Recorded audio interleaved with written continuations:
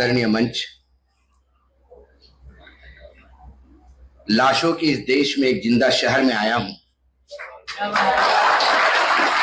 इतनी भारी तादाद में, इस डर के माहौल में, यदि किसी पत्रकार को सुनने लोग आते हैं तो मैं ये बात मानता हूं कि बदलाव होगा। ये इसका द्योतक है। बोलने वाले कम हैं ऐसा नहीं है, सुनने वाले नहीं है, ये बड़ा प्रॉब्लम है। जो सुनना चाहते हैं वो छुप के सुनना चाहते हैं, और जो सुन के भी इस बात को नहीं मानते कि आप सही कह रहे हो, ये एक दूसरा प्रॉब्लम इस देश में है। अमृत काल चल रहा है, 75 साल हो गए हैं जिन दो महापुरुषों के तस्वीर को माल्यार्पण करके हमने कार्यक्रम की शुरुआत की। आज उन्हें जरूर ऊपर दुख होता होगा कि 75 साल बाद इस देश में ऐसा भी समय आएगा कि निर्भय बनो विचार मंच की स्थापना करनी पड़ेगी। ये इस देश का दुर्भाग्य है। ऐसा क्या हुआ कि हमें निर्भय बनो इस मंच की जरूरत पड़ी? विकास करो, प्रगति करो, ऐसे मंच क्यों नहीं आ रहे हैं? क्योंकि पूरा देश एक डर के साए में जी रहा है। डर किस बात का? डर इस बात का कि कल नौकरी रहेगी न रहेगी।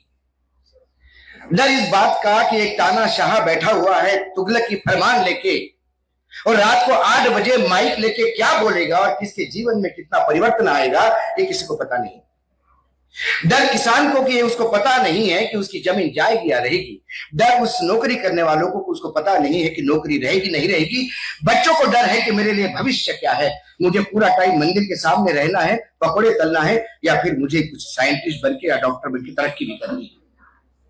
ये हर डर हर एक के मन में है। पत्रकार को डर है, आज मैं बोला हूं, मैं वापस घर जाऊंगा कि नहीं जाऊंगा, कि या सीधे मुझे तिहाड़ भेज दिया जाएगा। आज हर एक आदमी डर के साए में जी रहा है। और यह डर क्यों है? मैं बार बार कहता हूं, मैं उदाहरण देता हूं, जिस लोगों से आप डर रहे हो उससे ज्यादा डरपोक कोई नहीं है। मैं ये गारंटी के साथ आपको कहता हूं। पत्रकार होने के नाते कई लोगों से संबंध होते हैं। आप अधिकारी से मिलते हैं, आप किसी बड़े स्पिरिचुअल गुरु से भी मिलते हैं, आप किसी पंडित को भी मिलते हैं, आप किसी जेब कतरे को भी मिलते हैं, तो आप किसी अंडरवर्ल्ड डॉन के साथ भी रहते हैं। मैं ऐसा ही मुंबई में किसी के साथ खाना खाने बैठा था, वो बड़ा नाम था अंडरवर्ल्ड का। साथ में बैठे थे, मेरे हाथ से गलती से टेबल से चम्मच गिर गया, और चम्मच की खनखनाहट से सब लोग उठ के खड़े हो गए कि क्या हुआ। तब मुझे पता पड़ा कि जिसका डर पूरे मुंबई में है वो इतना डरपोक है कि वो एक चम्मच की आवाज से भी डर जाता है। ऐसे ही डरपोक लोग बैठे हैं दिल्ली में। सिर्फ प्रॉब्लम यह है कि लोग डर रहे हैं, इसलिए वो मजे ले रहे हैं। और इसीलिए मैं कहता हूं डरने की कोई बात नहीं, डरने की कोई बात नहीं, क्योंकि उनका वजूद हम लोगों से है, हमारा वजूद उनसे नहीं है। यदि हम हैं तो वो है। देश का प्रधानमंत्री कोई जन्म नहीं लेता और अनाउंसमेंट नहीं होता कि ये जैसा कोई एक स्पिरिचुअल लीडर होता है कि भाई इसका जन्म हुआ और पता पड़ा कि ये बड़े अभी कोई धर्मगुरु बनेंगे। ये भविष्यवाणी नहीं है। हम में से ही हम किसी को चुनाव जितवाते हैं, हम ही किसी के लुभावने लॉलीपॉप पे विश्वास रखते हैं। सवाल यह है कि सवाल पूछने की हिम्मत क्यों नहीं? सवाल सिर्फ गिने चुने लोग क्यों पूछे, आम आदमी क्यों नहीं पूछे? ये सांसद, एक विधायक, एक आमदार, खासदार, कारपोरेटर, मेयर क्या होता है? ये भगवान क्यों बना के रखते हैं आप?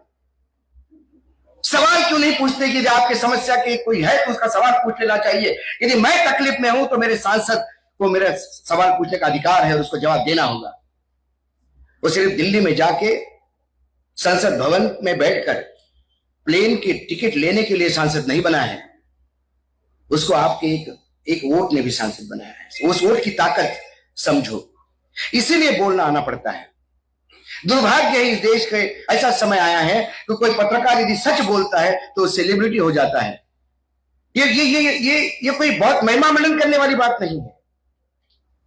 क्यों नहीं 10,000 अशोक वानखेड़े बात करते? मैं जानता हूं मेरे ऐसे कई पत्रकार मित्र हैं जो मेरे से अच्छी बात कर सकते हैं और ज्यादा ताकत से बात कर सकते हैं, लेकिन दुर्भाग्य ये भी है कि उनकी जरूरत ऐसी है कि कहीं ना कहीं नौकरी करनी पड़ती है, और सारे हमारे मीडिया के जो मालिक है वो सरकार के दरबार में पैरों में घुंघरू बांध के नृत्य कर रहे हैं। ये देश का दुर्भाग्य है। सवाल हम पूछते नहीं, ये दुर्भाग्य है। सवाल का जवाब वो न दे, लेकिन सवाल का प्रेशर इतना दो कि वो भाग के खड़ा हो जाए। हमारे यहां तो सवाल पूछने की, क्योंकि सवाल वो लेता है जिसको जवाब देने की ताकत होती है। यदि आप अंदर से खोखले हो, आपके पास किसी भी सवाल का जवाब नहीं हो, तो फिर आप सवाल टालते हो। यही है कि मेरे 35 साल के दिल्ली के वास्तव्य में मैंने पहली बार देखा कि 2014 से ऐसा भी प्रधानमंत्री इस देश में आया जो पत्रकारों से बात ही नहीं करता। उसको यदि पत्रकार से यदि अपना इंटरव्यू भी करवाना होता है तो उसे अक्षय कुमार लगते हैं, और फिर अक्षय कुमार के सामने एक विश्व की बड़ी समस्या होती है, और वो समस्या फिर प्रधानमंत्री के सामने बोली जाती है, और फिर प्रधानमंत्री उस समस्या का निदान करके अपने आप को विश्व पुरुष साबित करते हैं। और समस्या ये है कि आप आम काट के खाते हैं या चूस के खाते हैं। दुर्भाग्य इस देश का कि मेरा प्रधानमंत्री इतराते हुए ये बताता है कि मैं आम काट के खाता हूं या मैं चूस के खाता हूं, लेकिन ये बताने की स्थिति में नहीं है कि रोज मेरे देशवासी के थाली में से अनाज कम हो रहा है, दालें घट रही है, तेल घट रहा है, सब्जियां चली जा रही है, और मैं उसके लिए चिंतित नहीं हूं। मैं विश्व के आए हुए लोगों को चांदी के थाली में खाना खिला के महिमा मंडित करता हूं और कहता हूं कि मेरा देश कितना महान है। देश महान उससे नहीं होता कि आप किसी मेहमान को चांदी के थाली में खिलाओ। देश उससे महान होता है कि इस देश में कोई भूखा रात को न सोए, ये आपकी उपलब्धि है। जिस देश की 80 करोड़ जनता 5 किलो अनाज के भीख पे पिछले 3 साल से जिंदा है, वो देश की इकोनॉमी विश्व की बड़ी इकोनॉमी कैसे हो सकती है? ये सवाल मुझे आज तक समझ में नहीं आया, और इसका जवाब मैं रोज ढूंढ रहा हूं।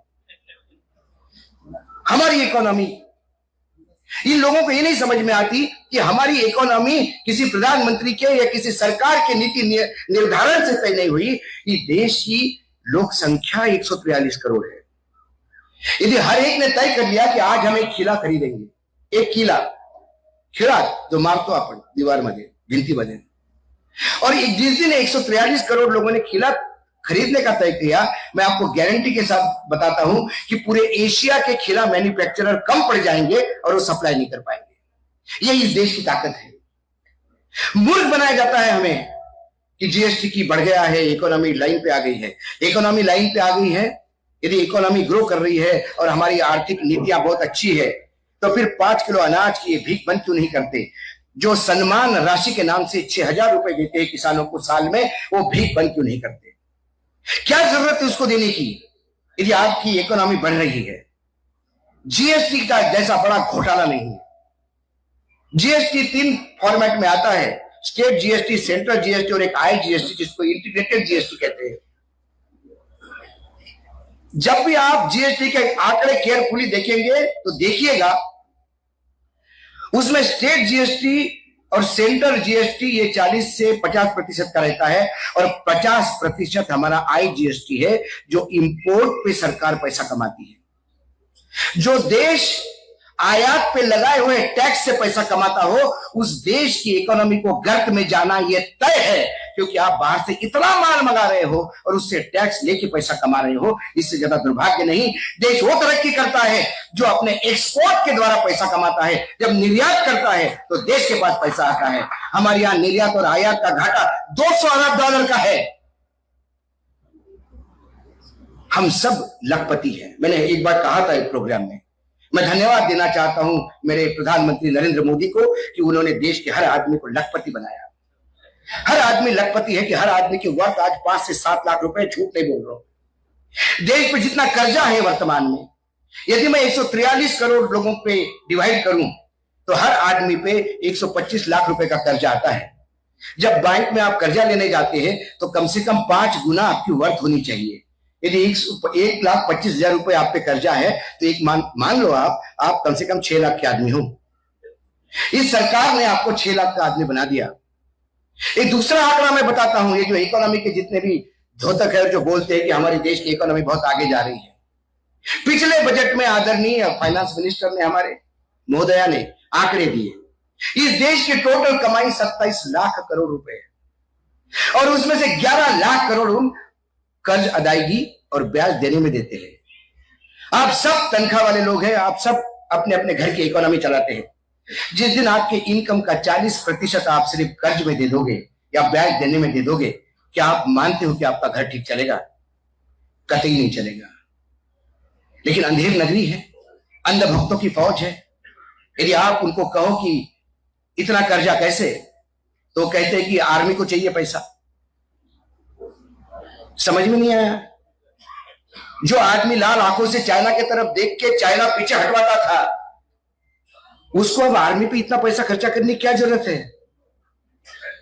इसके पहले क्या जो सरकारें थी उन्होंने युद्ध नहीं लड़े, 2-2, 3-3 युद्ध लड़े। आप मात्र एक सर्जिकल स्ट्राइक करके इतराते हैं। याद करो उस दुर्गा को जिसने एक घाव में पाकिस्तान के 2 टुकड़े कर दिए। तब तो नहीं कहा कि कर्जा इसलिए ले रही हूं कि मुझे पाकिस्तान के साथ युद्ध करना है। ये एक माया जाल रचा जाता है और इस माया जाल से निकलना होगा। इसीलिए मैं कोई वक्ता नहीं हूं, मैं एक पत्रकार हूं। टेलीविजन माध्यम से 5 मिनट बोल लिया तो बहुत ज्यादा हो जाता है और डिजिटल माध्यम आने के बाद 15 मिनट का कंटिन्यूस बोलने से तो हो जाएगा। लेकिन ये बोलना क्यों पड़ रहा है? ये जन जागरण क्यों करना पड़ रहा है? निर्भय बनो विचार मंच की जरूरत क्यों पड़ रही है? क्योंकि मुझे जगाना पड़ रहा है मेरे मतदाताओं को। मुझे उनको उस डर से बाहर निकालने का प्रयास करना है। मुझे बताना है कि ये देश कितना खोखला होती जा रहा है। हम श्रीलंका होने के कागार पे है। मैं आपको डरा नहीं रहा हूं। श्रीलंका जब हुआ था तो किसी को पता नहीं था। सुबह उठ के देखा तो पेट्रोल के पंप पे पेट्रोल नहीं थे, लाइनें लग गई और देखते देखते श्रीलंका बैंकरप्ट हो गया। ये ऐसा ही होता है।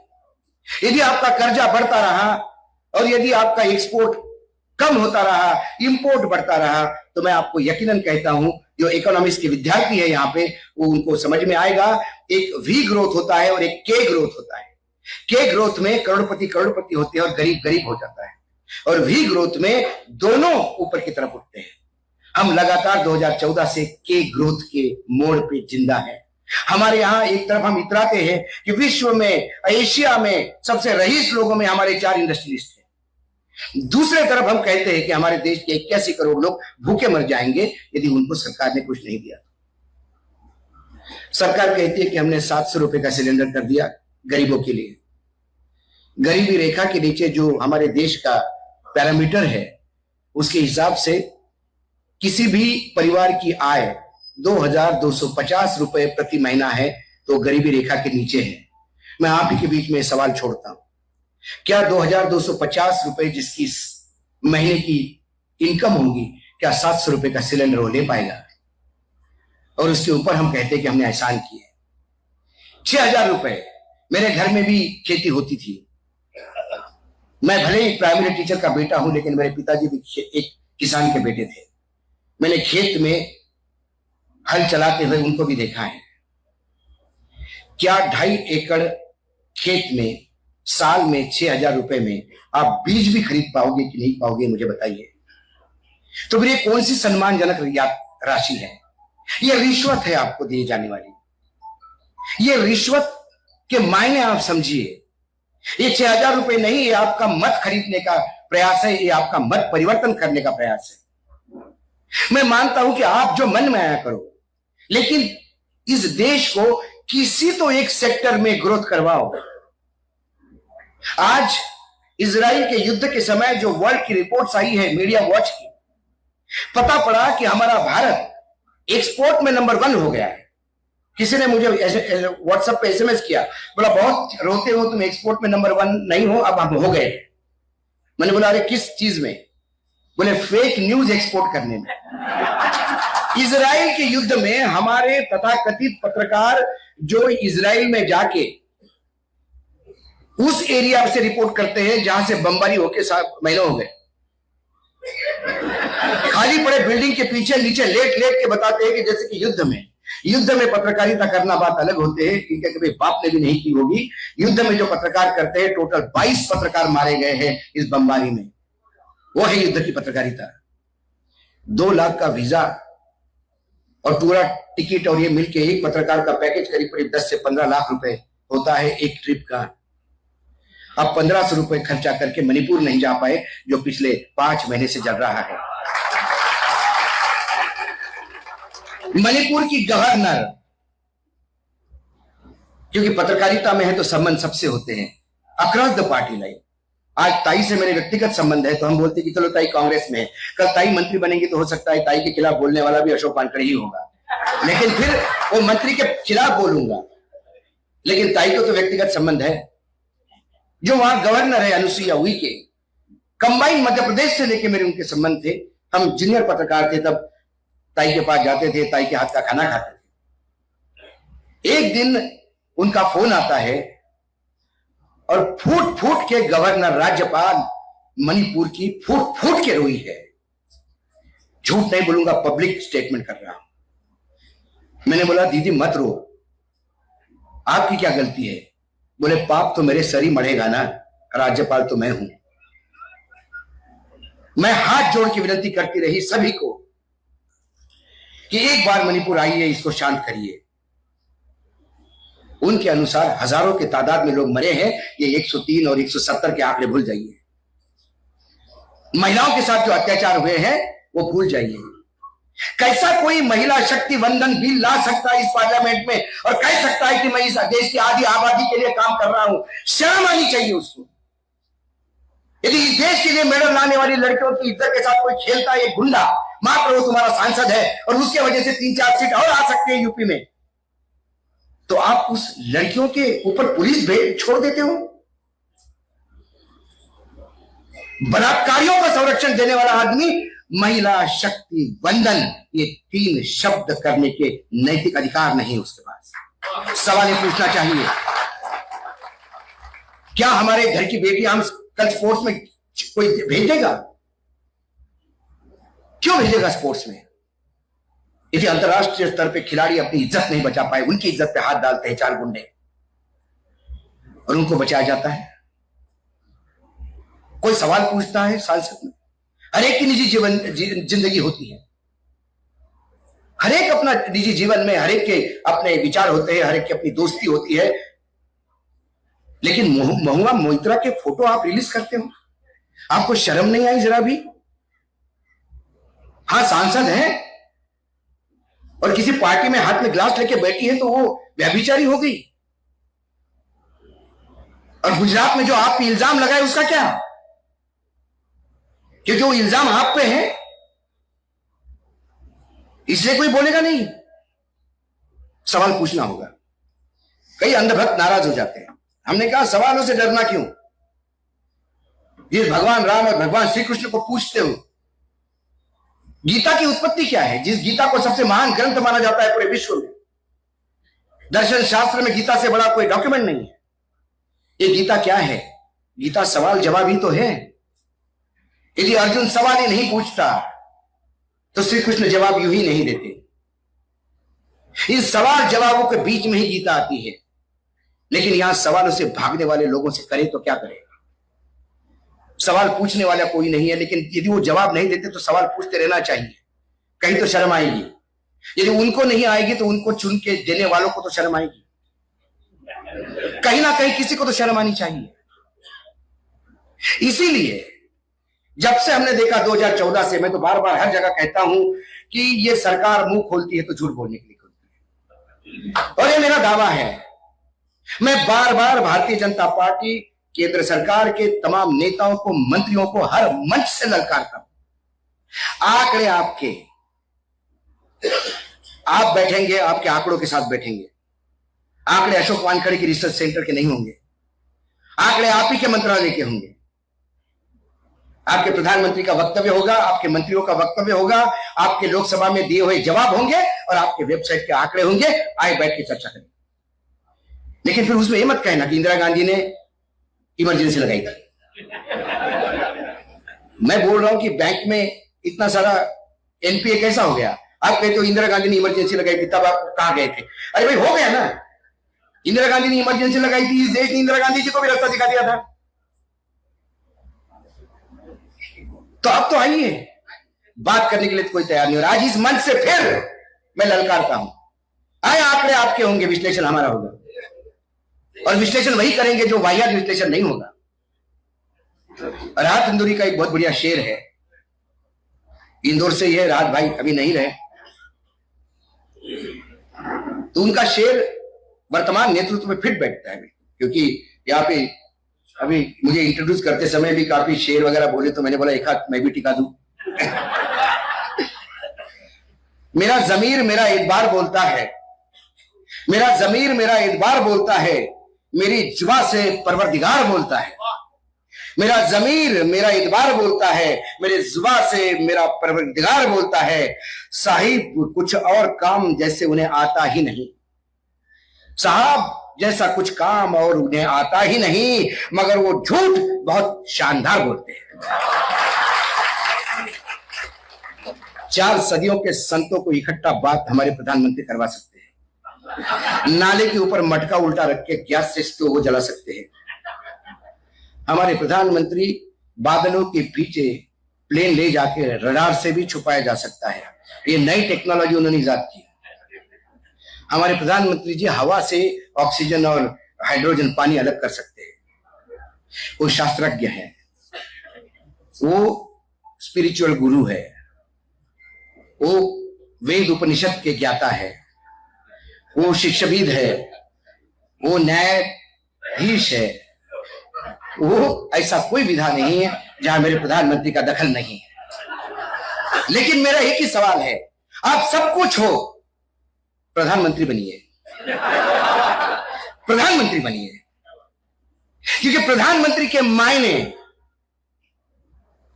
हर त्योहार पे पगड़ी बदल बदल के आने के नहीं है। प्रधानमंत्री के मायने अपने फोटो खिंचवा के हर जगह लगवाने के नहीं है। प्रधानमंत्री के मायने अपने मां का आशीर्वाद लेने के लिए वो बूढ़ी मां को वरांडे में लाके सारे दुनिया को, मीडिया को बताने का नहीं है। मैं अभी चाय पीने ताई के यहां गया था, ताई की भी मां है,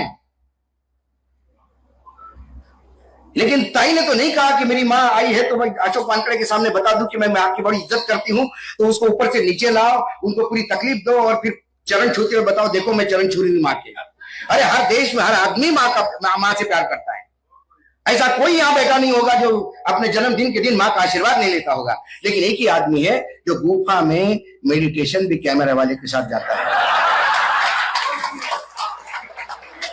मुझे उससे भी आपत्ति नहीं, हर एक का शौक होता है। दिखास और छपास का रोग है, ये मनोवैज्ञानिक डिसीज है। इसको दिखाना चाहिए लोगों को, डॉक्टर को, कि हर जगह मैं ही देखूं, हर जगह मैं ही बोलूं। ये सब करिए, आपको पूरा छूट है, आप सब करिए, लेकिन प्रधानमंत्री बनिए। थोड़ी रिस्पॉन्सिबिलिटी समझिए कि आप इस 144 करोड़ देश के देनदार हैं। इनके लिए आपने क्या किया आज तक? 370 किया, पहले नोटबंदी किया। नोटबंदी से क्या हुआ?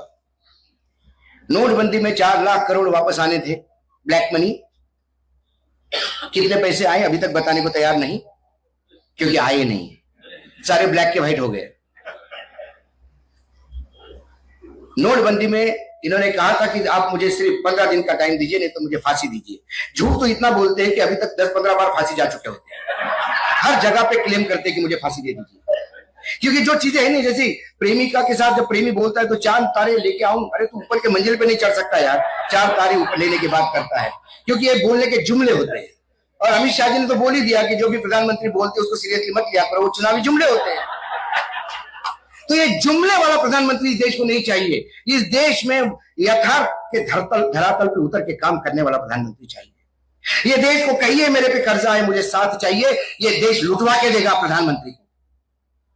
ये देश हमेशा संकट के समय प्रधानमंत्री कोई भी हो उसके पीछे खड़ा हुआ है। इस देश की जनता ने कभी प्रधानमंत्री को नाराज नहीं किया। लेकिन आप करिए तो सही, क्या करेंगे? बार बार आरोप लगता है यूपीए की सरकार ने बहुत भयावह उद्योगपतियों को पैसा लुटवाया। ये उद्योगपति जो भाग के गए हैं और अब वो कहते हैं कि मैं बिल्कुल किसी उद्योगपति को भागने नहीं दूंगा और बैंक को स्ट्रीमलाइन करूंगा और बहुत सारी बातें हो रही है। आरबीआई का आंकड़ा है, परसों का ताजा है, पहली धार की है।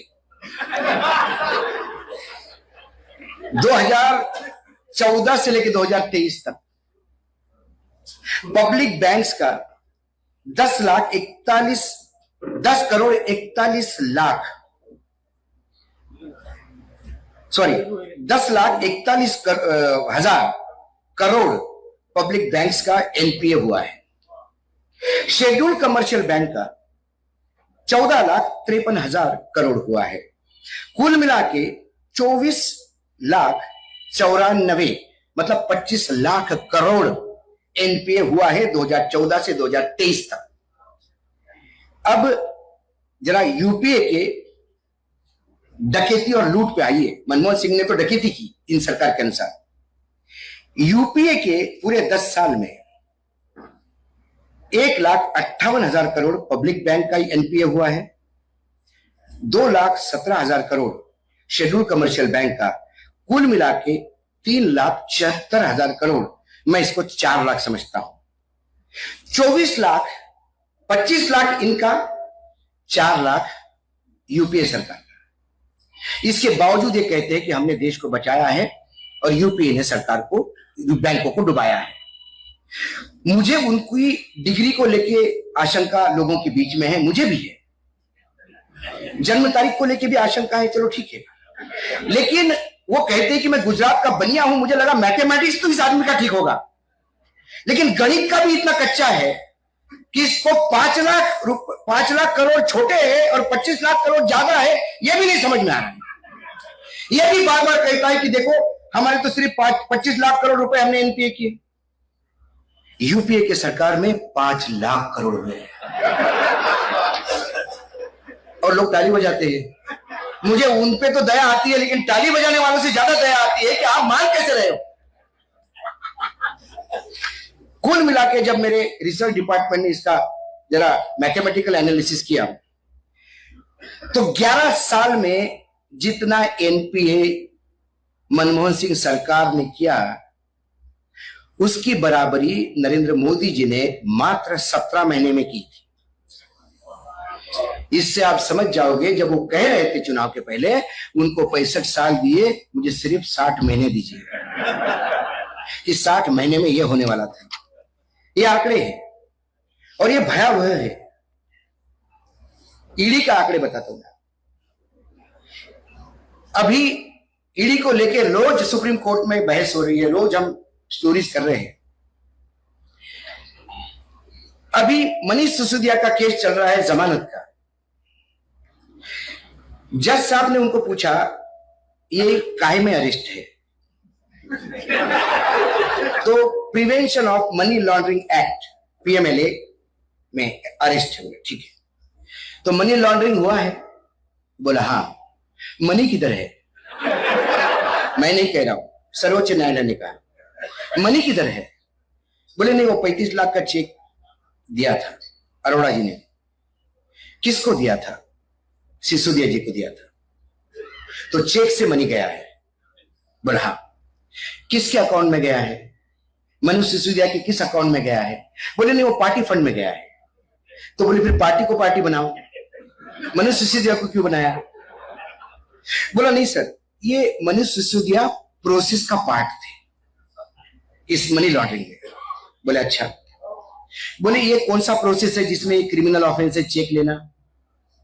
सर्वोच्च न्यायालय को हमारे देश के सर्वोच्च वकील, जो सरकारी वकील होते हैं, उनको ये उदाहरण देना पड़ा कि यदि किसी का किडनैप होता है और पुलिस उस किडनैपर को पहले ही पकड़ लेती है पैसे लेने के पहले, तब हम ये कहते हैं कि इसमें पैसे का लेन देन नहीं हुआ, फिर भी वो क्रिमिनल है क्योंकि उसने अगवा किया है, उसने क्रिमिनल ऑफेंस किया है।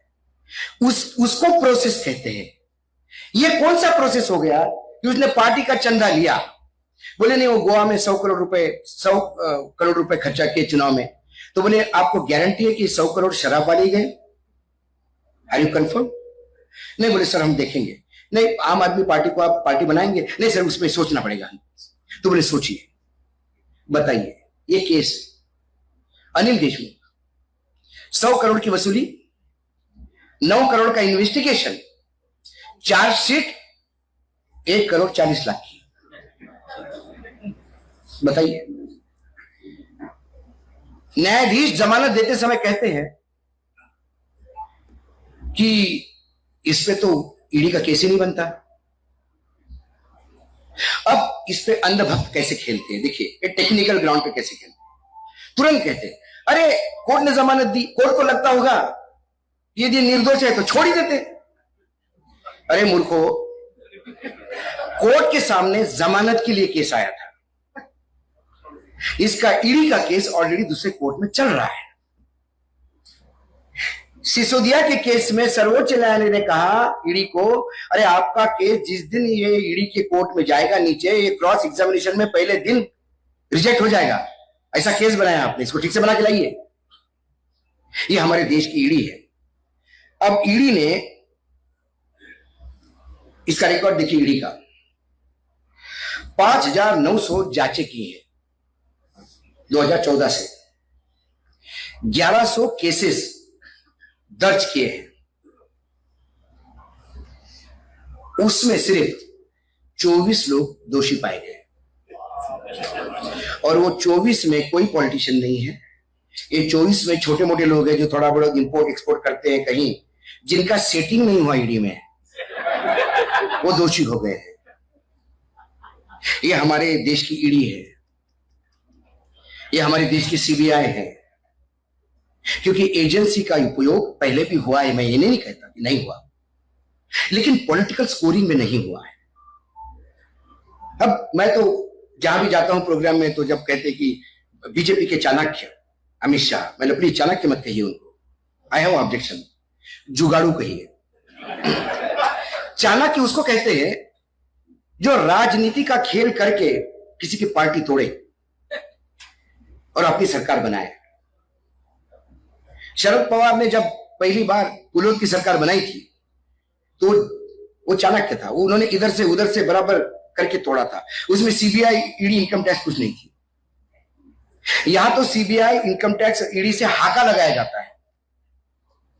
हाका, ये मैं थोड़ा आपको डिटेल में बताऊं, पुराने जमाने में जब राजा महाराजा नवाब शिकार करते थे तो एक मचान पे बंदूक लेके बैठते थे। बेचारे सारे सेवक पूरे जंगल में ढोल पिटते हुए घूमते थे और वो जानवरों को पुश करते थे जिस साइड पे मचान लगा हुआ है। फिर वो शेर का झुंड आता था, फिर वो ऊपर से गोली मारते थे, एक हाथ शेर मर जाता था, फिर राजा साहब आके फोटो खिंचवाते थे बंदूक लेके। तो ये जुगाड़ू ऊपर बैठा रहता है बीजेपी का चोगा लेके, गले में जो गमछा डालते हो। ईडी सीबीआई हाका लगाती है और ये जो तुम्हारे जानवर है जंगल के, मैं माफी चाहूंगा ताई, ये जो जानवर है जंगल के, ये जैसे ही सामने आ जाते हैं वो गले में टक टक टक। और जो आदमी सालों कांग्रेसी था वो एकाएक बीजेपी वाला हो जाता है। इतने जल्दी विचार परिवर्तन, मतलब गिरगिट भी नहीं करता इतना कलर बदलना। क्योंकि जो लोग जा रहे हैं ये सब भ्रष्टाचारी है, बहुत कमाया। मुझे जब बोला जाता है कि भ्रष्टाचार के खिलाफ लड़ाई लड़ रहे तो आपको क्या तकलीफ है, आपके मित्र अरेस्ट हो रहे, इसका मैंने, मेरा कोई मित्र नहीं भाई। पहली बार 10 बार अरेस्ट हो जाए, उसको फांसी भी दे दो तो मुझे अच्छा लगेगा। सवाल यह है कि वो भ्रष्टाचारी तुम्हारे पास आते से सदाचारी कहां से हो जाता है। भोपाल में प्रधानमंत्री कहते हैं कि सबसे corrupt party NCP, national corrupt party, 70,000 crore सिंचन घोटाला, हजारों करोड़ का कोऑपरेटिव घोटाला। हमने कहा कि ठीक है, 1400 करोड़ रुपए अटैच हो गए, अब समय आ गया है अजित पवार का अंदर जाने का। लेकिन 3 दिन बाद अजित पवार उप मुख्यमंत्री बने। अमित शाह हार पहनाते हुए बोलते, दादा पहले क्यों नहीं आए। तो मैंने कहा किसी बीजेपी वालों को, यार क्या किया तुम लोगों ने। बोले नहीं, आप समझे नहीं इसके पीछे का, इसके पीछे कारण है। बोला अमित शाह मधेपुरा बैंक में डायरेक्टर थे, उसका घोटाला कितने का था? 1600 करोड़ का। 70,000 करोड़ का घोटाला, ये हम कब करेंगे? तो हमको कोई सिखाने वाला चाहिए।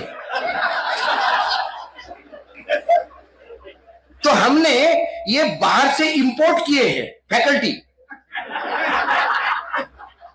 कई बार मुझे बुलाया जाता है किसी जर्नलिज्म के कॉलेज में कि अशोक जी आप नागपुर आए हो तो एक दो क्लासेस लेके जाइए। तो ये अजीत पवार, छगन भुजबल, सुनील तटकरे, ये हसन मुशर्रफ दिल्ली घूम रहा था जमानत के लिए, वकील पूछ रहा था, मंत्री हो गया। मैं और इसके बाद देखिए मोटी चमड़ी कितनी है, मतलब आपको कितना बेवकूफ समझते हैं लोग, मूर्ख समझते हैं। उसके बाद प्रधानमंत्री कहते हैं कि कोई भ्रष्टाचारी मेरे पास बैठ नहीं सकता, मेरी तपीश इतनी है कि अरे भाई कौन सी तपीश? भ्रष्टाचार के खिलाफ लड़ते हो, भ्रष्टाचारियों को गले लगाते हो, भ्रष्टाचारी जैसे ही सामने आ जाता है आप बर्फ का गोला बन जाते हो। कहां गई तपीश आपकी? ये सवाल पूछना चाहिए। लेकिन ये इतने मोटी चमड़ी के लोग हैं, ये बार बार ऐसा क्यों कह रहे हैं? क्योंकि आप सुनते हैं, आप सुन के उनके कहने में आते हैं, इसलिए ये विचार मंच पे आना पड़ता है और बोलना पड़ता है। ये गरज ही नहीं थी। मैं बार बार कहता हूं कि इस देश का जो मतदाता है वो गरीब है, वो अशिक्षित है, वो संकटों से जूझ रहा है, लेकिन मूर्ख नहीं है। ये मैं इसलिए कहता हूं कि इंदिरा जी को लोगों ने घर भेज दिया, जहां जहां सरकारें बदली, लेकिन इसको क्या हुआ कि तुरंत आप राम मंदिर के नाम से चले जाते हैं। अरे राम मंदिर ठीक है अपने जगह पे। अब आप मुझे बताइए, राम अयोध्या में 100% नहीं होंगे, मैं गारंटी के साथ देता हूं, मैं झूठ नहीं बोल रहा हूं। मैं अयोध्या गया था, अभी 4 दिन पहले अयोध्या से ही आया हूं। मैं राम मंदिर नहीं गया। मेरे राम मेरे को मेरे मन में दिखते हैं, मेरे राम मेरे को वहां दिखते हैं जहां राम को होना चाहिए। मेरा राम मुझे जंगल में दिखेगा, शबरी के बेर खाते हुए दिखेगा, वानरों की फौज खड़ी करते हुए दिखेगा, केवट के बोट में दिखेगा। मेरा राम महलों में नहीं है, 18,000 करोड़ के मंदिर में मेरा राम नहीं रह सकता। ये राम है। ये राम का नाम लेने से ये राम को रोज अपमानित कर रहे हैं। इसीलिए जहां तुम्हारे राम वहां मेरे नहीं, क्योंकि तुम नाम राम का लेते हो, काम रावण के करते हो। एक स्टैलिन ने बोल दिया दक्षिण भारत में कि मैं सनातन धर्म के खिलाफ हूं, तो पहली बार बोला क्या? डीएमके, द्रविड़ मुन्नत्र कजगम, इस पार्टी का जन्म ही सनातन के खिलाफ हुआ है। वो तमिलनाडु की राजनीति है, वो सनातन के खिलाफ ही बोलते हैं, इसलिए डीएमके के मेंबर है। एआईएडीएमके जो डीएमके से बाहर निकली, वो विचारधारा से नहीं निकली, सेम विचारधारा की है, वो भी परिवार को मानते हैं। वो बाहर इसलिए निकले क्योंकि उनको सत्ता का संघर्ष था। तमिलनाडु में तो हमेशा सनातन धर्म की खिलाफत की है, लेकिन स्टैलिन ने बोला, इसलिए राहुल गांधी, सोनिया गांधी, सारे लोग एक लाइन से, जितने भी इंडिया गठबंधन के लोग हैं, सब सनातन धर्म के खिलाफ हो गए। ये सनातन धर्म के खिलाफ है। अब आओ बात करो, मध्य प्रदेश में लिस्ट जारी हुई, 3 लिस्टें जारी हुई, चौथी, पहले 2 लिस्ट आई बड़े बड़े नामों की, फिर एकदम अनाउंसमेंट हो गया, तीसरी लिस्ट आई सिर्फ एक नाम की, और वो लिस्ट ज्यादा दूर की नहीं है, अमरावती से नागपुर जितना है उससे ज्यादा नजदीक छिंदवाड़ा है। छिंदवाड़ा में एक ऐसे महिला को टिकट दिया जिसके ऊपर रामायण जलाने का एफआईआर दर्ज है, जो रावण की पूजा करती है, राम की निर्वसना करती है और आदिवासियों को हिंदू मानने से मना करती है। गोंडवाना पार्टी की चीफ हुआ करती थी। भाजपा को राम की रामायण जलाने वाले, रावण की पूजा करने वाले उम्मीदवार भी चलते हैं यदि उन्हें लगता है कि ये जीत जाए। ये सनातन धर्म की बात करेंगे, ये मेरे राम की बात करेंगे। प्रधानमंत्री जिस दिन जाएंगे राम मंदिर का ओपनिंग करने, उस दिन ये सवाल उठना चाहिए, राम की प्रतिया जलाने वाले आपके साथ कैसे होते हो? महात्मा गांधी का नाम लेते हो, स्वच्छता अभियान चलाते हो, और महात्मा गांधी के हत्यारों को महिमा मंडित करने वाले के साथ पार्लियामेंट में बैठते हो। शर्म नहीं आती आप लोगों को?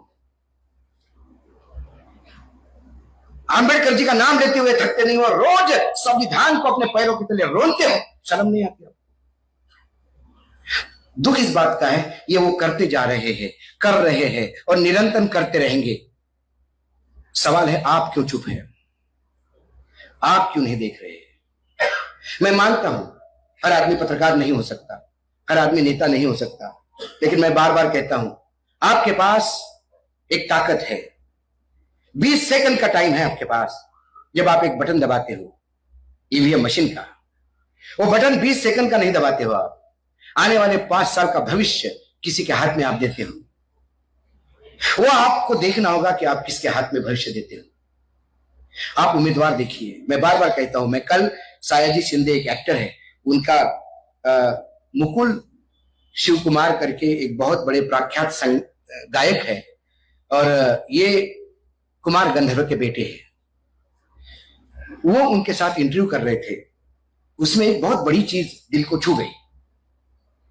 उसमें मुकुल ने कहा कि मैं कभी भी बच्चों को स्कूल भेजते समय, जब मैं स्कूल गया तो मैंने कभी स्कूल नहीं देखा, मैंने हमेशा टीचर को पहले देखा।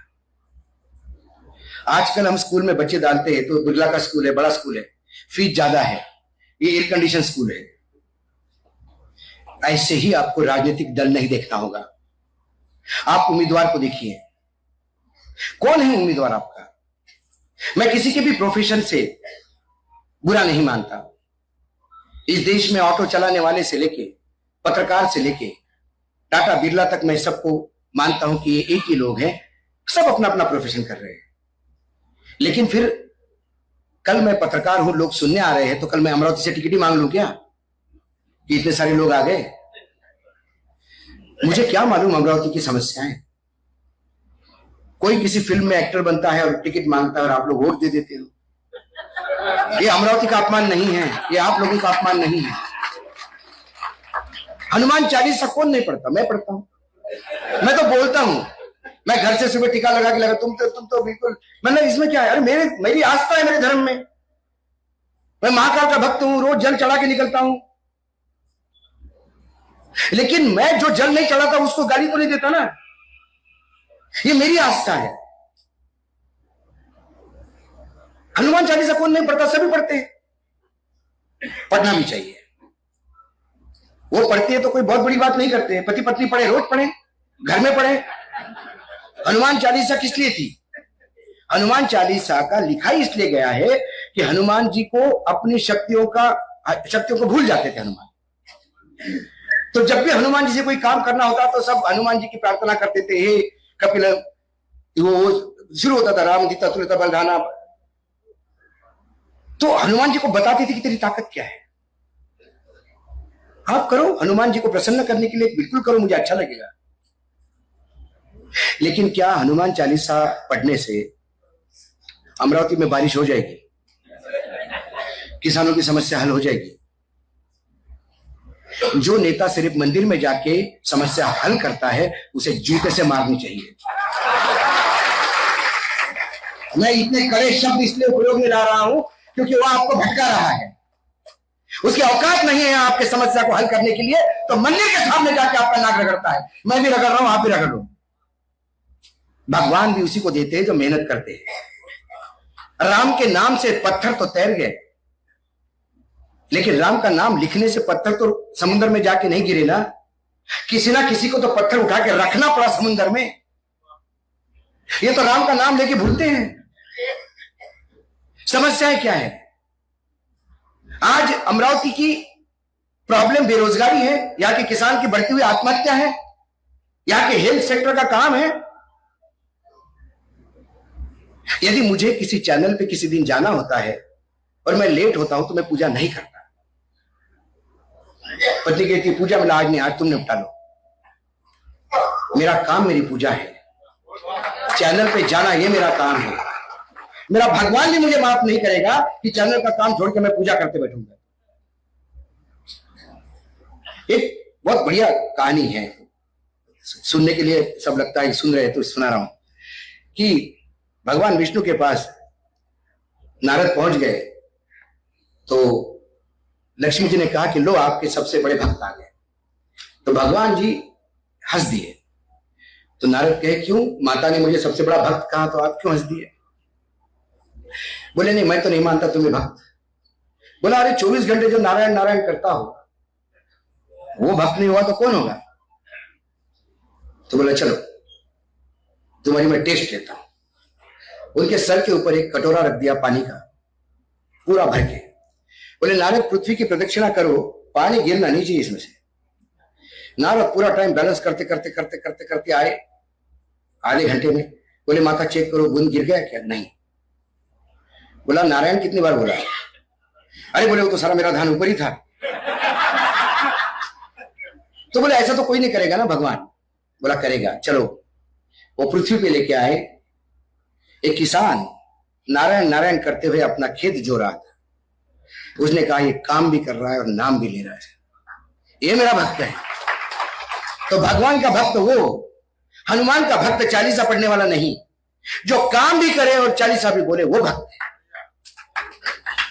चालीसा तो राजनीति है, ये धर्म के चाशनी से बाहर आइए आप कृपा करके। हर एक में भगवान है। अरे हम किसकी भूमि में है? ये जिला किसका है?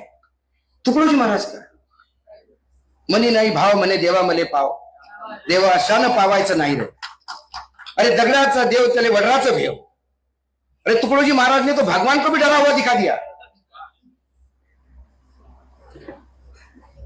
इस भूमि में यदि आज ये चल रहा है हिंदू मुसलमान, तो ये तुकडोजी महाराज का आश्रम बंद करके इसको कहीं दूसरी जगह शिफ्ट करवाओ।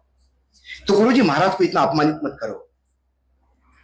ये वो धरोहर है देश की। बाकी तो कई स्वयंभू राष्ट्र संत आ गए हैं जो अपने नाम के आगे कोई भी आजकल राष्ट्र संत लगा देता है। मैंने भी सोचा अच्छा बिजनेस है, खूब पैसा इसमें। तो किसी ने कहा रिटायरमेंट के बाद क्या करोगे? मैंने बोला रिटायरमेंट के बाद थोड़ा संस्कृत सीख लूंगा, दाढ़ी वाड़ी बढ़ा लूंगा और अशोकानंद अशोकेश्वर का अवतार आ जाएगा। पैसा भी बहुत है, मानने वाले लोग बहुत है। राष्ट्र संत जोड़ दूंगा, किसी के बाप की बपोती है कोई भी लगा देता है। एक ही देश में राष्ट्र संत हुआ, संत तुकडोजी महाराज, जिसे देश के राष्ट्रपति ने राष्ट्र संत। ये यही है आपसे चंद किलोमीटर दूर। चंद किलोमीटर दूर के आदमी को हम भूल गए और लाल किले से कोई बकवास करता है उसको हम सुन रहे हैं। अडानी जी का मामला लीजिए, पार्लियामेंट में आप बोलोगे अभी बोला माइक बंद करते हैं, ये हमने पहली बार देखा। मैंने उस पार्लियामेंट में मैंने पीलू मोदी को सुना है। मैं सौभाग्यशाली रहा, मैंने ऐसे पार्लियामेंट लोकसभा कवर किया है कि जहां शेर शायरी उठने की इच्छा नहीं होती थी, कविताओं पे कविता होती थी, शेर शायरी होती थी, एक दूसरे को कटाक्ष होता था, हंस हंस के लोटपोट होते थे। और ये अभी तक चला, मनमोहन सिंह के दौरान भी चला। क्या सुषमा स्वराज और क्या मनमोहन सिंह की शेर शायरी के दौर चलते थे। और आज माइक बंद करो निलंबित करो, माइक बंद करो निलंबित करो। निलंबित नहीं हो रहा है, निलंबित करने का प्रयास करो। उसका बॉयफ्रेंड ढूंढो, कॉलेज में किसके साथ लफड़ा किया उसके फोटो ढूंढो। Ethics committee, ethics committee, ethics ये शब्द का उच्चारण पार्लियामेंट में होना नहीं चाहिए। बहुत बड़ा शब्द है एथिक्स। किसी महिला के अपने निजी संबंधों के फोटो उछाल के आप एथिक्स की बात करते हो। ये ऐसी तमाम चीजें हैं। अडानी के बारे में लोग कहते हैं कि अडानी के बारे में, अडानी देश का विकास कर रहे हैं। मतलब बिल्कुल विकास कर रहे हैं। शरद पवार जी को भी लगता है विकास कर रहे हैं, उन्होंने अपने 2 पन्नों में लिखा है। हो सकता है शरद पवार का पैसा लगा होगा, इसलिए उनको डिफेंड करना भी जरूरी है। लेकिन मुझे एक देश का नागरिक हूं, मैं टैक्स देता हूं, मैं इनकम टैक्स देता हूं। हर साल मुझे 70 से 80 हजार रुपए या कभी कभी 1-1.25 लाख रुपए भी वापस आते हैं, क्योंकि मैं पेमेंट टैक्स करवा के ही लेता हूं। क्योंकि मुझे पता है कि दूरबीन लगा के मेरे पीछे भी लोग लगे। तो मेरे देश पे सवाल पूछना मेरा अधिकार है। एक उद्योगपति जो इस देश में डिफेंस सेक्टर में काम कर रहा है, फोर्स पे काम कर रहा है, एयरपोर्ट्स पे काम कर रहा है, लॉजिस्टिक्स में काम कर रहा है, पेट्रोलियम में काम कर रहा है, एनर्जी में काम कर रहा है, यदि उसके पास चाइना फंडिंग है, पाकिस्तान का पैसा आता है, ड्रग मनी है, टेररिज्म मनी है, तो पूछने का अधिकार तो है।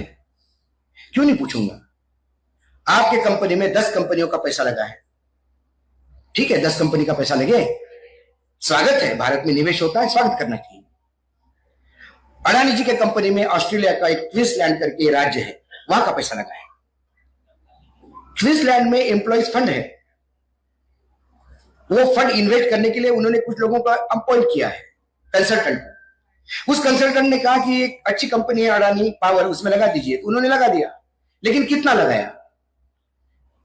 जो उनके पास टोटल फंड है उसका 0.01% उन्होंने अडानी को दिया। ठीक है, इन्वेस्टमेंट है। अब एक मॉरिशस की कंपनी है, उसने भी अडानी जी को पैसा दिया, लेकिन अपना जो पैसा है उसके से 99.3% पैसा दिया एक ही कंपनी को, और कहीं इन्वेस्टमेंट किया ही नहीं उसने। हम कुछ नहीं पूछ रहे, हम ये नहीं कह रहे कि आप चोर हो, हम ये पूछ रहे कि इस कंपनी का बाप कौन है, ये कंपनी का मालिक कौन है। तो उधर से जवाब आता है ये कंपनी मॉरिशस में लीगल है। मैंने बोला सवाल इलीगल लीगल का नहीं है, ये पैसा किसका है। डीआरआई के डायरेक्टर ने 2014 में सेबी को एक पत्र लिखा, सिन्हा साहब को, कि अडानी पावर ने यूएई से मशीनें खरीदी, वो मशीनें 1500 करोड़ रुपए ज्यादा कीमत देके खरीदी है,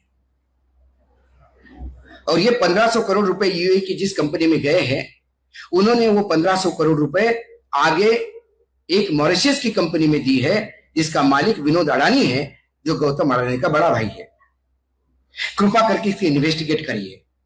सिन्हा साहब ने पत्र लिया, रद्दी की टोकरी में डाल दिया। सिन्हा साहब को आपका भविष्य सिक्योर करना था। अभी सिन्हा साहब अडानी की कंपनी में डायरेक्टर है। अब हम ये कह रहे हैं कि भाई आपको पास सारा तो दे दिया था सब। सेबी ने कहा कि ये कंपनियां विदेश में हैं, इनके बाप कौन है नहीं बता पा रहे क्योंकि कंपनियों में कंपनियां हैं, हम जरा डिफिकल्ट हो रहा है। तो सुप्रीम कोर्ट ने कहा यही तो ईडी का काम है। ईडी का काम ये थोड़ी है हाका लगाना है, गमछा पहलवाना। ईडी का काम सरकारें तोड़ना, सरकारें बनाना नहीं है। ईडी का काम ये देखना है। ये देखिए आप कहां से आया, ईडी देख नहीं पा रही है, और ईडी ये नवंबर तक नहीं देखेगी, नवंबर 24 तक, क्योंकि नवंबर 24 तक चंद्रचूड़ साहब बैठे हैं दिल्ली में। जब वो रिटायर हो जाएंगे तो मैं देश से प्रार्थना ही कर सकता हूं भगवान से कि अच्छा ऐसा ही कोई दूसरा चंद्रचूड़ आ जाए, लेकिन पता नहीं बोबड़े आ गया तो फिर मरण है, क्या कर सकते हैं। ये हमने आंखों के सामने देखा है। नहीं, जो वस्तुस्थिति है बोलनी पड़ेगी, किसी ना किसी को बोलनी पड़ेगी। कंटेम्प्ट ऑफ कोर्ट से डरेंगे, आप बोलेंगे मुझे मेरे खिलाफ बेइज्जत का, जेल डाल सकते हो डालो, किसने क्या, अल्टीमेटली कुछ नहीं करोगे तो भी जेल में जाना है। सिसोदिया ने कुछ नहीं किया तो भी जेल में जाना है। राहुल गांधी को सिर्फ मोदी मोदी बोल दिया तो 2 साल की कर दी। अब उस मोदी में कितने मोदी तेली थे? एक मोदी मारवाड़ी है, एक मोदी जैन है, एक मोदी पारसी है, कहने को तो मोदी मुसलमान भी है, सैयद मोदी। लेकिन मोदी बोलते सी उबाल आता है, एक ही मोदी, बस नरेंद्र मोदी। सारे मोदी उसी में समाहित है। ये कैसे हो गए? समीर वानखड़े के टाइम पे मैं किसी भी चैनल पे जाता था तो पहला सवाल यही होता था कि ये समीर वानखड़े कौन है, आप बताइए। तो मैंने बोला मुझे ये मालूम था कि वानखड़े कुणबी भी होते हैं, वानखड़े शेड्यूल कास्ट भी बौद्ध भी होते हैं, और वानखड़े सोनार भी होते हैं, वानखड़े अब मुसलमान भी होते हैं, ये पता पड़ गया। और एक अभी प्रोग्राम में मैं था नागपुर में, तो मिर्जा साहब थे हमारे वकील साहब, तो मैंने बोला मिर्जा जी भी मेरे भाई बैठे हैं, मेरे रिलेटिव ही है। तो सबने हंस दिया। मैंने क्यों, समीर वानखड़े है ना हमारे में, तो कोई मुस्लिम रिलेटिव नहीं हो सकता क्या? तो ये किस हद तक गिरावट हो रही है? मैं ये सवाल पूछता हूं। मैं या कोई उद्बोधन करने, ज्ञान देने नहीं आया हूं, कीर्तन करने नहीं आया, मैं आप लोगों को जगाने आया हूं। आप मतलब जगिए मत, आप ये मत कहिए कि बस सुन लिया और चले गए। ये जब कोई अंधभक्त मिलता है वो बीमार है। देखिए कोई भी अंधभक्त है उसको बीमार करके ट्रीटमेंट करिए, उसको समझाइए, प्यार से समझाइए इस अंधभक्त को, क्योंकि वो भी हम में से ही था। उसे ही हिंदू खतरे में है। 65 साल से कांग्रेस राज कर रही थी, जो मुसलमानों की पार्टी कही जाती है। मैं बीजेपी की ही बात सुन रहा हूं, बोले मुसलमानों के प्रति ज्यादा प्रेम था इनका। ठीक है, मुसलमानों की पार्टी। 65 साल मुसलमानों की पार्टी ने राज किया, हिंदू खतरे में नहीं था। 2014 से 56 इंच का सीना क्या आ गया, हिंदू खतरे में आ गया। सवाल हिंदू खतरे में नहीं है, खतरे में ही लोग हैं। ये अपना खतरा बचाने के लिए हिंदुत्व की ढाल आगे करते हैं। कर्नाटक के लोगों ने जवाब दे दिया, उन्होंने बता दिया बजरंग बली का मायना क्या है। कर्नाटक में ऐसा नहीं कि हिंदुइज्म नहीं चलता, ये दक्षिण की लेबोरेटरी थी उनकी हिंदुत्व की। लेकिन जब अति हो जाती किसी चीज की, जब कोरोना की अति हो गई तो मंदिर बंद हो गए थे और अस्पताल चल रहे थे। तो जब ये भ्रष्टाचार, व्याभिचार और तानाशाही की अति होगी, तब आपको भगवान को भूलना होगा, धर्म को भूलना होगा। और आपका धर्म यह होगा कि इस देश में लोकतंत्र कैसा बचाना है, इसके लिए प्रयास करना होगा। कई बातें हैं, कई सरकारें गिरती हुई। अब महाराष्ट्र में देखिए, एक जमाने में मुझे महाराष्ट्र में गर्व होता था कि महाराष्ट्र में एक मैच्योर्ड पॉलिटिक्स है, एक प्रगल्भता है राजनीति में, कि एक दूसरे के खिलाफ आरोप भी करेंगे तो एक दूसरे के साथ बैठ के खाना भी खाएंगे। ये अभी नारायण राणे मुझे परसों के दिन बता रहे थे कि मैंने विलासराव देशमुख के खिलाफ इतना फ्रंट खोल दिया, पूरा 1 घंटा में बोलता रहा। उसके बाद लंच ब्रेक हो गया, विलासराव के कमरे से फोन आया, क्या कर रहे हो? मैंने कहा कि घर से टिफिन आया है, खाना खा रहा हूं। बोले घर से आया क्या लाए हो? मैंने कहा फिश आया आज। बोले रुको, अकेले मत खाओ, मैं आ रहा हूं। और मुख्यमंत्री आके खाना खा रहे। ये अब कहां गया? अब मैंने उन्हीं नारायण राणे को पूछा, मैंने साहब इतना अच्छा माहौल आप बोल रहे हैं, फिर ये कान के नीचे बजाऊंगा वाला कहां से आ गया? अरे तू असा नको मला टीव्ही सारखा बोलू सारखा।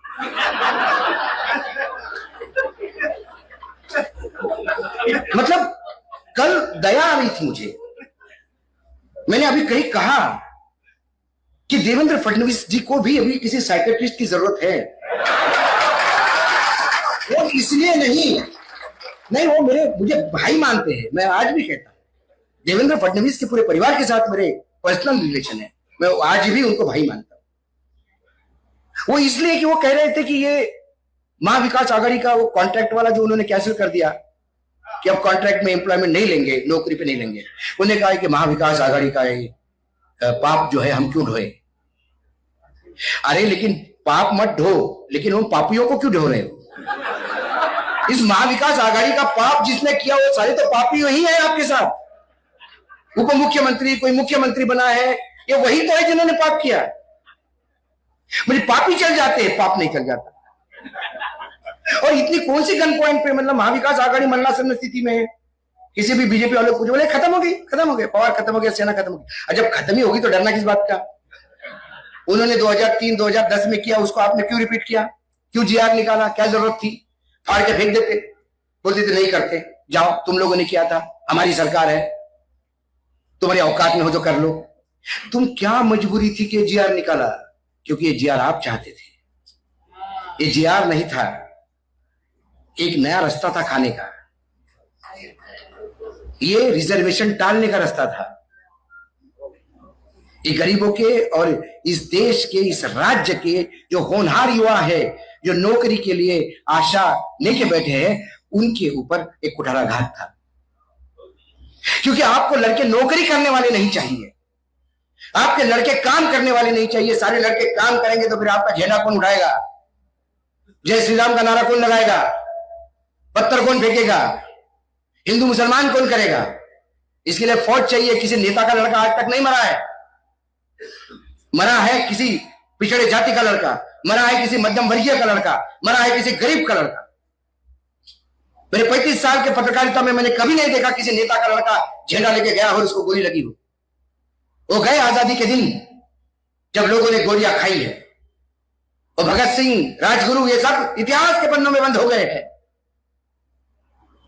और अच्छा हुआ, बहुत बुरा लगता है कहने में। आज यदि भगत सिंह जिंदा होते तो इन पे बम फेंकते, आज राजगुरु होते तो इन पे बम, इनकी हत्या करते। क्योंकि जिन मानवीय मूल्यों के लिए उन्होंने काम किया, जिस अंग्रेजों के हुकूमत के खिलाफ जिन्होंने काम किया, उससे भी ज्यादा हुकूमत अब गंदी है। अंग्रेजों ने तो महात्मा गांधी को कम से कम अरेस्ट करने के बाद मीटिंग के लिए टेबल पे बुलाते तो थे,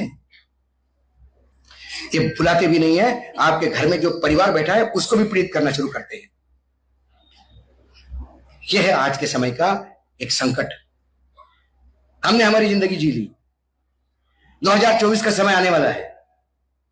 2024 में यदि यही तानाशाही सरकारें वापस आती हैं तो लिख लीजिए, अगली बार या आखिरी बार फोटो लगा रहे हैं आप आंबेडकर जी का।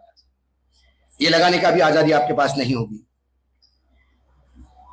इसके बाद सिर्फ मोदी जी के और अमित शाह के फोटो होंगे, वही सब कुछ होंगे। संविधान तो अभी रोंदा जा रहा है। सर्वोच्च न्यायालय के हर निर्णय के खिलाफ आप एक लॉ लेके आते हो, तो ये संविधान की अवहेलना नहीं है तो क्या हुआ? कौन है कस्टोडियन संविधान का? न्यायपालिका होती है, कार्यपालिका काम करती है, विधायिका कानून बनाती है, और जब वो गड़बड़ होता है, जब संविधान के खिलाफ कोई छेड़खानी होती है, तो फिर अंकुश उठता है न्यायपालिका का। अब उस अंकुश को आप मानने को तैयार नहीं हो, क्योंकि आपके पास एक मदमस्त हाथी जैसा आपके पास समर्थन है। इससे ज्यादा समर्थन तो बाकी राज्यों में भी था। अभी बात की थी जवाहरलाल नेहरू की, उनके पास उससे ज्यादा समर्थन था। राजीव गांधी के पास ज्यादा समर्थन था। लेकिन ऐसा तानाशाही नंगा नाच मैंने नहीं देखा। हुआ होगा, आटे में नमक होता है, नमक का आटा गूंथते हुए मैं पहली बार देख रहा हूं, इतना भयानक। और इसीलिए मैं कह रहा हूं, हमने तो हमारी जिंदगी काट ली है, आने वाली पीढ़ियां आपको माफ नहीं करेगी। यदि ऐसी ही तानाशाही इस देश पे चलती रहेगी तो आने वाली पीढ़ियां किसी नेता के फोटो को हार नहीं पहनाएगी जूते का। और आपको और हमको, मेरा बेटा मेरा ही फोटो निकाल के बोलेगा आज श्राद्ध है, 2 जूते मार इसको। मेरा भविष्य बर्बाद किया इसने। इसलिए मैं कहता हूं कि हम लोगों पे जिम्मेदारी ज्यादा है। आप करिए, बिल्कुल आप जात पात देखिए, आप धर्म देखिए, मैं ये नहीं कहता हूं, लेकिन उम्मीदवार ऐसा देखिए जो 50 के खोखे में बिक नहीं जाए। उम्मीदवार देखिए कि जो आपके साथ रहे, होटल, झाड़ी, पहाड़ी देखने ना जाए, और आप उनको बोलो कि साहब आपको झाड़ी पहाड़ी जाना है तो हम चंदा इकट्ठा करके चिकलदरा भेज देते, पास में है, देख लेना। इसके लिए गुवाहाटी जाना जरूरी नहीं है, कामाख्या माता जाना की जरूरत नहीं है, माहौल चले जाइए, रेणुका माता यही है। लेकिन ये मामला कामाख्या माता का या झाड़ा पहाड़ियों का नहीं था, ये 50 खोखे का था। और अब ये 50 खोखे उनको सोने नहीं दे रहे, क्योंकि जनता उनको ठिकाना नहीं दे रही है। और हारने के बाद ये जो दिल्लेश्वर बैठे हैं ऊपर, ये पहचानना भूल जाएंगे। ये बोलेंगे आप कौन? हम तो नहीं जानते आपको। सर हम आपके साथ आए थे, आपकी मूर्खता थी, हमको जरूरत नहीं आपकी। अभी देवेंद्र फडणवीस का ऐसा ही किया उन्होंने। बुरा लगता है जो मुख्यमंत्री रहा, 106 सीटों होने के बाद भी उप मुख्यमंत्री रहना पड़ा उनको भी। मतलब जब मैंने बोला कि दिखाने की जरूरत है, इसीलिए कि उनको भी वो फ्रस्ट्रेशन की वजह से ही ये प्रॉब्लम हो रही है, जो ऐसी कुछ भी उटपटांग बातें करते हैं कई बार, ये प्रॉब्लम है। मैं उनको दोषी नहीं ठहराता, उनके साथ किया दिल्ली वालों ने ऐसा। बेचारों ने इतनी मेहनत करी, इतना 6 महीने तक रात को गॉगल पहन के और क्या क्या पहन के जाते थे, ऐसा भाभी बोल रही थी। इसके बावजूद इतना मेहनत करके सरकार बनाओ और उसके बाद आपको कुछ नहीं मिले, दुख तो होता है, किसी को भी होगा। तो ये सारी बातें मैंने आपके पास रखी। और मैं कहीं कुछ पढ़ रहा था तो मुझे बहुत, सोशल मीडिया पे जब आप वीडियो करते हो तो आपको 5-5 हजार नीचे कमेंट्स आते हैं। उसमें ज्यादातर कमेंट यही आते हैं कि हम आपके लिए डर रहे हैं, हमको डर लग रहा है आपका, कल आपके साथ कुछ होने जाए। एक हमारे ऐसे ही कांग्रेस के नेता थे, नाम तो नहीं लूंगा, वो नागपुर आए, मैं अकोला में जा रहा था भास्कर के कार्यक्रम में। उन्होंने कहा कि मैं एक गाड़ी साथ में दे रहा हूँ, कुछ लड़के रहेंगे गाड़ी में। बोले किस लिए? बोले नहीं आप इसे अकेला मत घुमा करो। मैंने कब तक गाड़ी दोगे?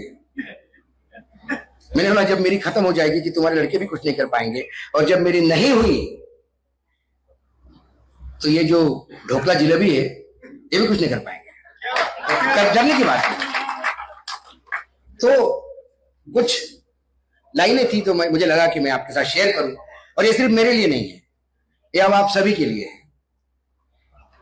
जब सब यह कहे खामोश रहो, जब सब यह कहे खामोश रहो, जब सब यह कहे कुछ भी ना कहो, जब सब यह कहे वक्त बुरा है, जब सब यह कहे, जब यह सब कहे कि यह वक्त नहीं बेकार की बातें करने का, जब सब यह कहे कुछ सोचो तो, जब सब यह कहे कुछ समझो तो, जब सब यह कहे कलियों का चटकना क्या कम है, फूलों का महकना क्या कम है, शाखों का लचकना क्या कम है, बिंदियों का चमकना क्या कम है, जुल्फों का बिखरना क्या कम है, प्यालों का छलकना क्या कम है। जब इतना सब है कहने को, जब इतना सब है कहने को, जब इतना सब है लिखने को, क्या जिद है कि ऐसी बात करो जिस बात पर खतरा जान का हो। जब सब यह कहे खामोश रहो, जब सब यह कहे कुछ भी ना कहो, तब समझो पतझड़ ऋतु आई है, तब समझो मौसम दार का है। जब सहमी सहमी रूंदों को यह बात बताना लाजिम है, आवाज उठाना लाजिम है, हर कर्ज चुकाना लाजिम है। जब सब यह कहे खामोश रहो, जब सब यह कहे कुछ भी ना कहो, तब समझो कहना लाजिम है, मैं जिंदा हूं, सच जिंदा है, अल्फाज अभी तक जिंदा है, अल्फाज अभी तक जिंदा है। तो यही सच्चाई आप लेके जाइए, आपके अल्फाज जिंदा रखिए। मैं आया हूं, मेरा आना यहां सार्थक तभी होगा कि जब इससे आप कुछ घर ले जाइए। मैं किसी भी राजनीतिक दल के लिए नहीं बोल रहा हूं, हर राजनीतिक दल में सांपनाथ और नागनाथों की कमी नहीं है। कांग्रेस में भी है, बीजेपी में भी है, राष्ट्रवादी में भी है, लेकिन हर पार्टी में अच्छे लोग भी हैं, ये भी जान लीजिए। तो उम्मीदवार देखते समय उम्मीदवार देखिएगा कि जो 50 खोखे में बिके नहीं, जो आपके लिए लड़े, जिसके लिए अपनी पार्टी से ज्यादा उसका मतदाता हो, जो आपका दर्द समझे, आपका दर्द खुद का दर्द आप पे ना ला दे। आजकल यही हो रहा है, पूरे देश ये अपना ही दर्द आप पे लाते हैं। आप जाते हो कि बहुत सर दर्द हो रहा है, डॉक्टर बोलता है मेरे को भी आजकल ज्यादा कान में दर्द हो रहा है, आप वापस अपना सर दर्द डॉक्टर का कान दर्द लेके आते हो। तो ये सारा ऐसा हो रहा है। तो ये तमाम चीजों से मैं नरेंद्र मोदी जी के खिलाफ नहीं हूं, मैं अमित शाह के खिलाफ नहीं हूं। वैसा देखा जाए तो यदि मेरे मित्रों की लिस्ट में बता दूं तो सबसे ज्यादा इसमें भारतीय जनता पार्टी के लोग हैं, क्योंकि सुमित्रा महाजन जो इंदौर से सांसद थी, बाद में स्पीकर रही, वो मुझे मानस पुत्र मानती थी। कुशाभाऊ ठाकरे ने मुझे दिल्ली दिखाई, दिल्ली में पत्रकारिता कैसे करनी है ये मुझे कुशाभाऊ ठाकरे के समय गोविंदाचार्य थे, उन्होंने उंगली पकड़ के मुझे दिल्ली समझाई। ये लोग हैं, लेकिन मुझे दुख होता है कि मैं उन लोगों को आज भी ढूंढ रहा हूं, दिख नहीं रहे हैं। भाजपा में ऐसे भी लोग हैं कि जो उनसे भी अच्छे हैं, लेकिन एक पत्थर के नीचे दबे हुए हैं। समय आया है उस पत्थर को हटाने का। कांग्रेस में भी ऐसे लोग होंगे, आपके सामने भी लोग होंगे। तो इस धर्म कांड में मत जाइए, कर्म कांड पे विश्वास करिए। और कर्म कांड के मायने पूजा अर्चना और चालीसा नहीं है, कर्म कांड के मायने हैं अपने कर्म को करना, वही धर्म है। और वो धर्म है अपने मतदाताओं के प्रति आप कितना आश्वस्त होते हो। आज इस मंच के द्वारा आपके सामने आया, आपने इतनी तादाद में मेरे विचार सुने। निर्भय बचो निर्भय बनो विचार मंच।